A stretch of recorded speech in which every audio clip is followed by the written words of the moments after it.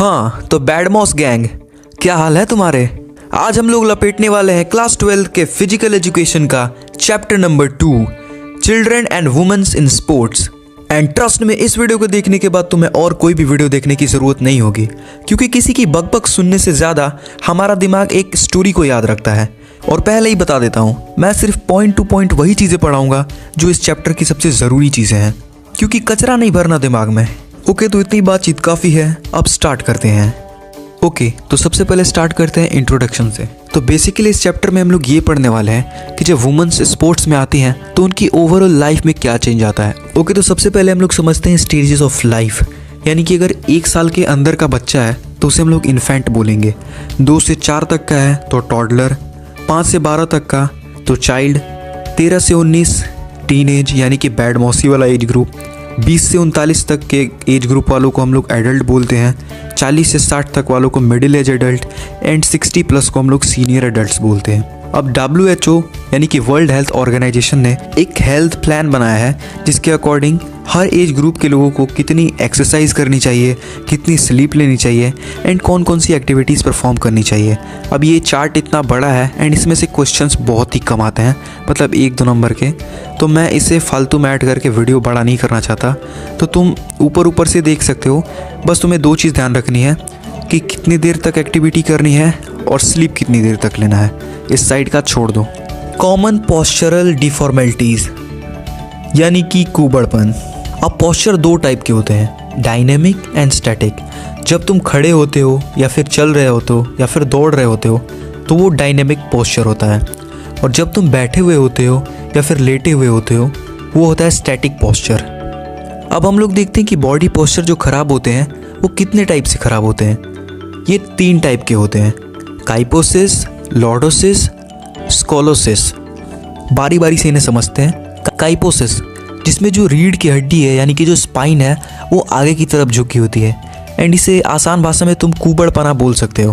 तो आखिर काइपोसिस होता क्या है, इसके कॉजेस क्या होते हैं? तो इसका पहला कॉज होता है लैक ऑफ विटामिन डी यानी कि धूप में नहीं रहना। दूसरा होता है ओवर बर्डन ऑन शोल्डर्स, इसे लोग हंच बैक भी बोलते हैं। अगर एग्जाम में आएगा तो कंफ्यूज मत होना। इसे ठीक करने के बहुत सारे तरीके होते हैं, लेकिन कचरा नहीं भरना तो एक तरीका जान लो, वो होता है exercise of neck with sand bag, यानी कि तुम्हें सैंड बैग को इस तरीके से रखना है अपने नेक के नीचे एंड उससे इस तरीके से एक्सरसाइज करनी है जिससे इस पोस्चर को तुम सही कर सकते हो। दूसरा है लॉर्डोसिस। वैसे इसके बहुत सारे रीजंस होते हैं, बट मैं तुम्हें 2 बताता हूँ। पहला है ओबेसिटी यानी कि मोटापा, एंड दूसरा है बैक मसल्स वीकनेस, यानी कि अगर पीछे की तुम्हारी मसल्स कमज़ोर है इसकी वजह से हो सकता है। अब इसमें क्या होता है कि जो तुम्हारी स्पाइन है, पिछले वाले में ये आगे की तरफ झुकी थी, इस वाले में बीच से ये इस साइड की तरफ हो जाती है।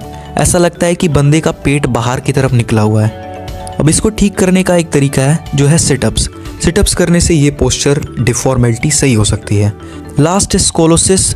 इसको तुम आसान भाषा में पुष्पा पोज बोल सकते हो, यानी कि पुष्पाराज को यही वाली दिक्कत थी, इसीलिए उसका एक कंधा उठा हुआ था। यहाँ पे तुम देख सकते हो इसमें एक एस शेप का स्पाइन हो जाता है। अब इसके कॉजेज यानी कि रीजंस है, एक शोल्डर पे ज़्यादा वेट उठाना, यानी कि तुम एक ही शोल्डर पे ज़्यादा वेट उठा के काम करते हो। दूसरा हो सकता है उल्टी सीधी एक्सरसाइज करना, और तीसरा हो सकता है अगर तुम्हारी किसी बोन में दिक्कत है या फिर तुम्हें किसी हड्डी की बीमारी की वजह से ये हो सकता है। अब इसको ठीक करने का तरीका है पुलअप्स। पुलअप से इस डिफॉर्मेलिटी को ठीक किया जा सकता है। अब स्पाइन की दिक्कतें देख ली, अब थोड़ा लेग की भी देख लेते हैं। तो लेग में 2 टाइप की दिक्कतें होती है, एक होता है नॉक नी, एक होता है बॉल लेग्स। नॉक नी, इसमें जो पैर के नी होते हैं वो एक दूसरे से टकराते हैं जब बंदा चलता है, तो जैसा कि तुम यहाँ पे देख सकते हो। इसके रीज़न जो होते हैं वो भी अगेन विटामिन डी की कमी यानी कि सनलाइट कम लेना, या फिर मोटापा, या फिर फ्लैट फुट। अब ये जो फ्लैट फुट है इस पे भी एक अलग से टॉपिक है, वो हम आगे देखेंगे। इसको ठीक करने के कुछ तरीके हैं, जिनमें से एक तरीका है using pillow between your knees, यानी कि सोते टाइम अगर तुम एक पिलो अपने दोनों नीज के बीच में रख के सोते हो तो इससे ये ठीक किया जा सकता है। दूसरा होता है बॉल लेग्स।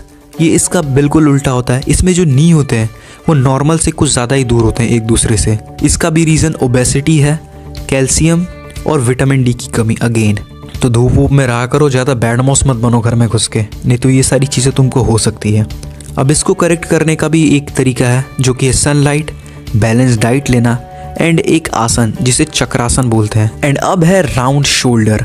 इसे तुम राउंड स्पाइन मत समझना, वहाँ पे स्पाइन मुड़ रही थी, यहाँ पे तुम्हारा शोल्डर आगे की तरफ आ जाता है, ऐसा लगता है कि तुम एलियन हो। अब इसके जो रीज़न यानी कि कॉजेज हो सकते हैं वो है बैड पोस्चर, यानी कि झुक के चलते हो, जेनेटिक्स भी हो सकते हैं, माँ बाप से मिलने वाली चीज़ें, या फिर बहुत टाइट कपड़े पहनते हो हीरो बनने के लिए। वैसे सब हीरो बनने के लिए टाइट कपड़े आजकल नहीं पहन रहे। अब इसको ठीक करने के कुछ रेमेडीज़ हैं, कुछ तरीके हैं, जैसे वॉल स्ट्रेच एक एक्सरसाइज आती है जिसे करने से इसे ठीक किया जा सकता है। फ्लैट फुट, यहाँ पे जो फुट होता है यानी कि जो पैर होता है उसके अंदर जो गैप होना चाहिए जो कि नॉर्मली होता है वो ख़त्म हो जाता है।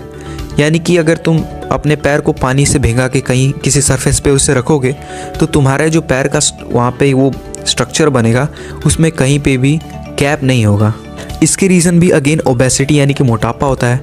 एंड इसे करेक्ट करने के लिए एक एक्सरसाइज कर सकते हो जिसे बोलते हैं बॉल एक्सरसाइज, यानी कि तुम्हें अपने पैर के नीचे बॉल रख के उसे राउंड करना है, और जंपिंग वंपिंग करने से भी ये ठीक हो सकता है। Woman participation in sport. Okay, तो देखो पहला ओलंपिक 1896 में हुआ था जो कि एथेंस ओलंपिक्स था। एंड यहाँ पे एक सिंगल वुमन ने भी पार्टिसिपेट नहीं किया था, बट उसके बाद 1900s के ओलंपिक्स में 22 वुमेन्स ने पार्टिसिपेट किया था। एंड उसके बाद 1904 के ओलंपिक में 6 और वुमेन्स ने पार्टिसिपेट किया था। एंड उसके 100 साल बाद 2000 में सिडनी ओलंपिक में 4070 वुमेन्स ने पार्टिसिपेट किया था। और ये नंबर काफ़ी ज़्यादा है। ओके, ये तो वर्ल्ड लेवल पे बात थी। अब हम लोग देखते हैं participation of women in sports in India. तो अगेन 2000 के सिडनी ओलंपिक में ही कर्नम मल्लेश्वरी नाम की एक वुमन ने, जिन्होंने फर्स्ट यानी कि पहला ब्रॉन्ज मेडल जीता था इंडिया के लिए। उसके बाद 2012 में लंदन ओलंपिक में सानिया नेहवाल एंड मैरी कॉम, जिस पे एक मूवी भी बन चुकी है, ब्रॉन्ज मेडल जीता था इंडिया के लिए। एंड इन 2016 रियो ओलंपिक्स में शशि मलिक ने ब्रोंज मेडल जीता था। एंड अब धीरे धीरे काफी हद तक स्पोर्ट्स में ये भेदभाव कम होता जा रहा है। तो अभी देखते हैं benefits of womens in sports, यानी कि जब वुमेन्स स्पोर्ट्स में आती हैं तो उन्हें क्या क्या बेनिफिट्स होते हैं। जिसमें बहुत सारे बेनिफिट्स हैं, जैसे physical benefits, psychological benefits, social benefits. Physical benefits में ये होता है उन्हें अपना वेट मैनेज करने में बहुत ज़्यादा आसानी होती है, उनके बोन्स बहुत ज़्यादा स्ट्रांग हो जाते हैं एक नॉर्मल वुमन से जो कि स्पोर्ट्स में नहीं है। सोशल बेनिफिट्स में वो टीम वर्क करना सीख जाती हैं, वो कम्युनिकेट करना अच्छे से सीख जाती हैं। उसके बाद साइकोलॉजिकल बेनिफिट्स में उनकी मेंटल हेल्थ इससे बहुत ज़्यादा बेटर हो जाती है, उनके अंदर और ज़्यादा सेल्फ कॉन्फिडेंस आ जाता है। तो ये थे ओवरऑल बेनिफिट्स। ओके, तो अब है फीमेल एथलीट ट्रेड।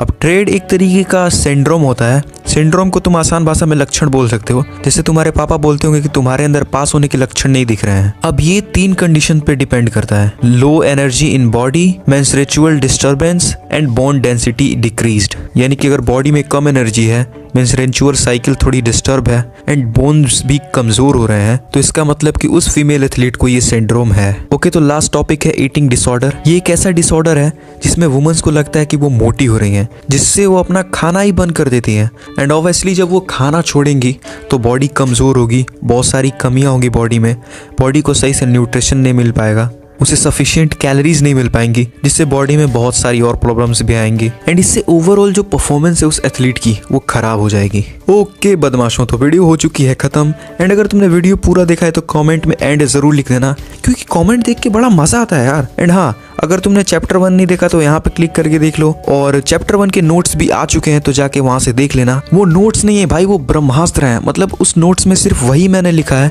जो एग्जाम में आने वाली चीजें हैं। तो नोट्स का डाउनलोड लिंक मैं इसी के डिस्क्रिप्शन में दे दूंगा, दोनों चैप्टर्स का। एंड पास में तुम्हें करा के रहूंगा, ट्रस्ट मी। मिलते हैं नेक्स्ट वीडियो में, तब तक के लिए बाय बाय।